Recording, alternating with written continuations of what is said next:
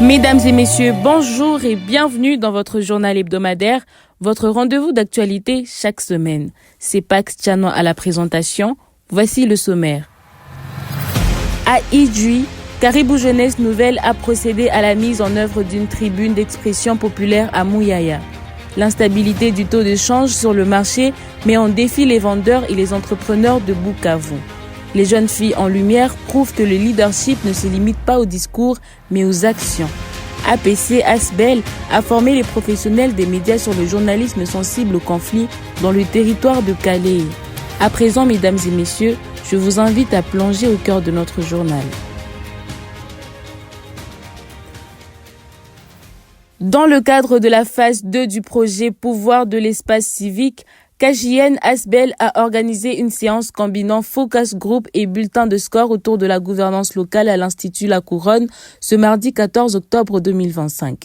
Cette activité avait pour but de présenter les problèmes de gouvernance identifiés lors des précédentes étapes du projet, RAP en avril et atelier d'apprentissage en mai 2025, renforcer le problème prioritaire du milieu, définir des indicateurs de performance et évaluer la gouvernance de l'établissement selon la perception de la communauté et du personnel enseignant.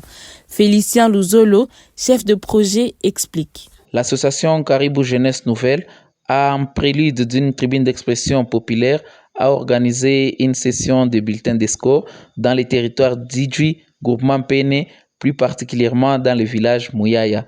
Cette activité avait pour but de présenter les problèmes de gouvernance identifiés lors de précédentes activités du projet, notamment la RAP, mais aussi l'atelier d'apprentissage, également reformuler les problèmes prioritaires du milieu, définir des indicateurs de performance et évaluer la gouvernance de l'établissement selon la perception de la communauté et du personnel enseignant. Signalons qu'à l'issue des échanges, les participants ont identifié des problèmes prioritaires liés particulièrement à une faible représentativité des femmes et jeunes dans les organes de gestion. Ensuite, nous avons tenu une activité proprement dite, l'activité proprement dite des tribunes d'expression populaire. Cette activité s'est tenue toujours dans cette zone le mercredi 15 octobre 2025 et grâce à l'activité, nous avons pu élaborer certaines recommandations visant la résolution des différentes faiblesses qu'on a eu à identifier dans cette zone. Voilà, dans le cadre de ces projets, différentes activités qu'on a tenues, mais également nous avons poursuivi après cette activité de tribune d'expression populaire avec une session de résolution de problèmes. Rappelons que ce projet est financé par l'Agence suédoise pour le développement international, SIDA, et appuyé techniquement par Search for Common Ground. À Bukavu, la baisse du taux de change serait un coup dur pour les entrepreneurs. Certains ne savent fixer le taux de vente vu la perturbation et l'instabilité de ces derniers. Parlant de ce sujet au micro de la web radio KJN, ce mercredi 15 octobre 2025, certains entrepreneurs et vendeurs du marché chez Baba Chingazi affirment que ce dernier temps, les clients ont tendance à ne pas acheter et cela handicape leur business. La vie à Bukavu devient un calcul permanent car bon nombre de commerçants vendent désormais en francs. Dans le but d'outiller les professionnels des médias sur le journalisme sensible au conflit et les techniques de lutter contre les messages de haine, l'ONG Action pour la paix et la concorde APC a organisé du 7 au 8 octobre un atelier de renforcement des capacités dans le territoire de Calais au Sud Kivu. Arlette Birindois pour le détail. Ce renforcement visait également à favoriser une compréhension commune de principes professionnels du journalisme dans un contexte de conflit et à identifier le risque lié à la désinformation dans le média et sur les réseaux sociaux. Pour l'organisation APC, lorsque les journalistes locaux adoptent des approches de communication tenant compte des sensibilités liées au conflit, ils deviennent de véritables acteurs de cohésion sociale. À Bunyakiri, notamment, cette démarche contribue à atténuer les tensions communautaires et à promouvoir la paix. À la fin de l'activité, les participants ont encouragé l'initiative et se sont engagés à produire et à diffuser davantage de missions axées sur la cohésion sociale ainsi que sur la lutte contre les discours de haine. Nous les écoutons. Je tenais d'abord à remercier APC pour l'atelier ménagé à notre disposition. Mes engagements sont, donc je m'engage à diffuser en masse des émissions en cadre de la cohésion sociale, mais aussi des émissions en cadre de la lutte contre le message et discours de haine dans notre communauté. Je suis Socrate Bin Sadiki, journaliste de la radio RTC Waombo. Après avoir subi cette formation de 2 jours organisée par Action pour la paix et la concorde APC, à l'attention de tous les journalistes de Bunyakiri où nous avons pris part. Après ces 2 jours, nous allons revenir dans nos médias respectifs pour produire des messages radiophoniques, radiodiffusés sur la lutte contre les discours de haine et aussi les journalismes sensibles au conflit. Ça va nous permettre de bien traiter notre information grâce à cette formation que nous venons de subir. Notons que cette formation s'inscrit dans le cadre du projet d'appui au mécanisme communautaire de résilience dans le ville de Bukavu et Goma, mise en œuvre par APC avec l'appui du programme régional Service civil pour la paix, un partenariat renouvelé pour une durée de 6 mois.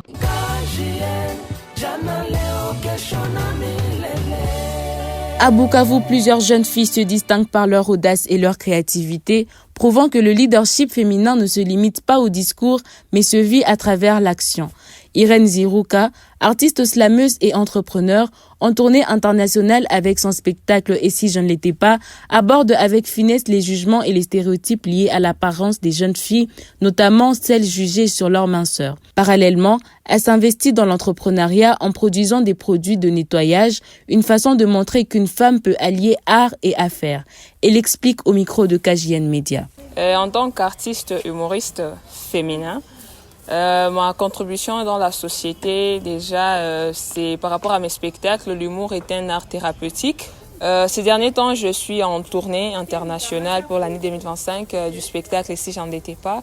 C'est un spectacle qui parle de jugement et la déconstruction également des stéréotypes auxquels sont liées les femmes. C'est un spectacle qui traite les différents jugements, je disais, liés à l'apparence de la jeune fille traitée de maigre ou bien de mince.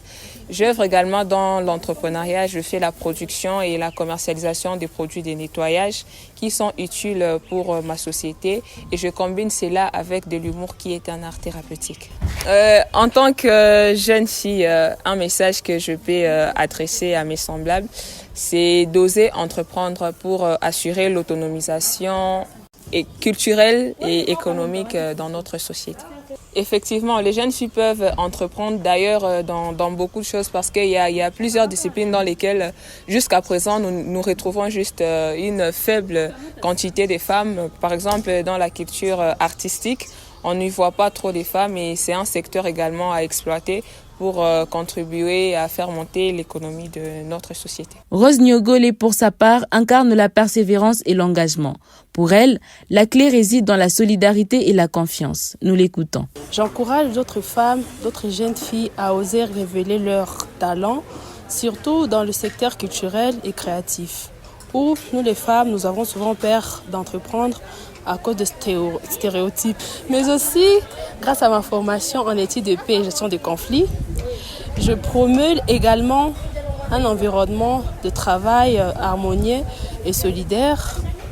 Mon engagement est de montrer que malgré les défis, nous sommes capables, nous femmes, nous filles, de créer, d'innover et de contribuer activement au développement local.